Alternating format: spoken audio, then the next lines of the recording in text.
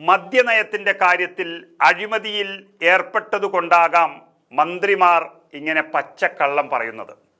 എന്നാൽ തട്ടിപ്പും വെട്ടിപ്പും കൂടുതൽ കയ്യിലില്ലാത്ത കോൺഗ്രസ് എസിന്റെ മന്ത്രി കടന്നപ്പള്ളി രാമചന്ദ്രൻ എല്ലാം വളരെ സത്യസന്ധമായി കാര്യങ്ങൾ പറയുകയാണ് നിയമസഭയിൽ.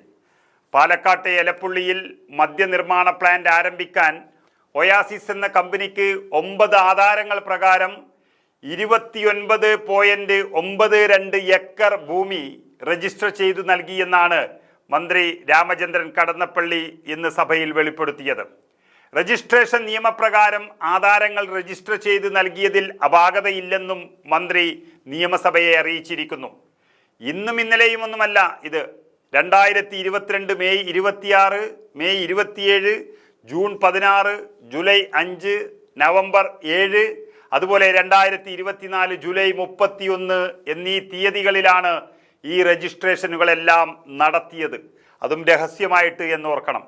അപ്പോൾ ദില്ലി മദ്യനയ കേസിൽ പ്രതിയായിട്ടുള്ള അതേ ഒയാസിസ് കമ്പനിയെ കേരളത്തിലേക്ക് വിളിച്ചുകൊണ്ടുവന്ന് അനധികൃതമായി ഭൂമി നൽകി അരവിന്ദ് കെജ്രിവാളും സംഘവും സമ്പാദിച്ചതുപോലെ കോടിക്കണക്കിന് രൂപ സമ്പാദിക്കാനാണ് പിണറായി വിജയനും സംഘവും ഇവിടെ തുടക്കം കുറിച്ചത് ഈ കൊച്ചു കേരളത്തിൽ.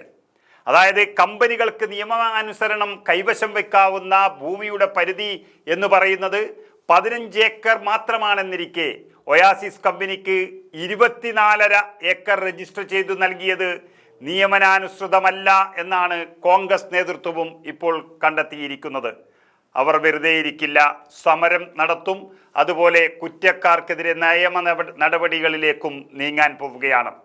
എന്നാൽ കൈവശം വയ്ക്കാവുന്ന ഭൂമിയുടെ പരിധി സംബന്ധിച്ചുള്ള വിവരം റവന്യൂ റെക്കോർഡ് പ്രകാരമുള്ളതായതിനാൽ രജിസ്ട്രേഷൻ വകുപ്പിന് ആ വിവരം ലഭ്യമല്ല എന്നാണ് മന്ത്രിയുടെ മറുപടിയിൽ പറയുന്നത്. 1908 രജിസ്ട്രേഷൻ നിയമപ്രകാരം ആധാരങ്ങൾ രജിസ്റ്റർ ചെയ്ത് നൽകുക എന്നുള്ളതാണ് വകുപ്പിന്റെ പരിധിയിൽ വരുന്നത് എന്നും സാധൂകരിച്ച് നൽകുന്നത് ആ വകുപ്പിന്റെ പരിധിയിൽ വരുന്ന നടപടിയല്ല എന്നും മന്ത്രി പറയുന്നു. ഇതൊക്കെ തട്ടിപ്പ് പറയാൻ വേണ്ടി മാത്രം ഉപയോഗിക്കുന്ന നിയമങ്ങളും ന്യായങ്ങളും മാത്രമാണ്. കേരളത്തെ മദ്യത്തിൽ മുക്കാൻ പിണറായി വിജയനും സംഘവും കണ്ടെത്തിയ വഴി എന്ന് പറയുന്നത് ദില്ലി മദ്യനയത്തിന് സമാനമായ വലിയ അഴിമതി തന്നെയായിരുന്നു. അതിനായി രഹസ്യമായി സ്ഥലം കണ്ടെത്തുകയും ജലചൂഷണത്തിന് പദ്ധതിയിടുകയും ഒക്കെ ചെയ്തത് അതത് മന്ത്രിമാരെ സ്വാധീനിച്ചുകൊണ്ട് തന്നെയായിരുന്നു. എന്നാൽ CPI പൊതുവെ ഇതിനെല്ലാം എതിരായിരുന്നു. പക്ഷേ അവരുടെ റവന്യൂ വകുപ്പും ഇതിന് കുട പിടിക്കുകയാണോ എന്ന് നമുക്ക് സംശയം തോന്നിപ്പോകും. നമുക്കറിയാം, പാലക്കാട് ജില്ലയിലെ ചിറ്റൂർ താലൂക്കിലെ എലപ്പുള്ളി പഞ്ചായത്തിൽ ഒയാസിസ് കമ്പനിക്കായി 24.5 ഏക്കർ ഭൂമി നിയമവിരുദ്ധമായി രജിസ്ട്രേഷൻ വകുപ്പ് ഭൂമി രജിസ്ട്രേഷൻ ചെയ്തു നൽകിയെന്നും റവന്യൂ വകുപ്പ് പോക്കുവരവ് ചെയ്ത് കരമടച്ചു നൽകിയെന്നും ചൂണ്ടിക്കാട്ടി മുൻ MLA അനിൽ അക്കര വിജിലൻസിൽ പരാതി നൽകിയിരിക്കുകയാണ്. കമ്പനിയുടെ ഹരിയാന അംബാലയിലുള്ള വിലാസത്തിലാണ് ഈ ഭൂമികളെല്ലാം രജിസ്റ്റർ ചെയ്തിരിക്കുന്നത്. 2024-25 വർഷത്തേക്ക് എലപ്പുള്ളി വില്ലേജിൽ ഓഗസ്റ്റിൽ കമ്പനി ഭൂമിയുടെ കരമടച്ചതിൻ്റെ രേഖകളും പുറത്തു വന്നിരുന്നു. 24 ഏക്കറിൽ 5 ഏക്കറോളം നെൽകൃഷി ചെയ്യുന്ന സ്ഥലവും ബാക്കി പുരയിടവുമാണ്. ഭൂമി തരം മാറ്റത്തിനായി കമ്പനി നൽകിയ അപേക്ഷ പാലക്കാട് RDO തള്ളിയിരുന്നു. ആ നീക്കം തകർത്തത് CPIയുടെ ഇടപെടൽ മൂലമായിരുന്നു.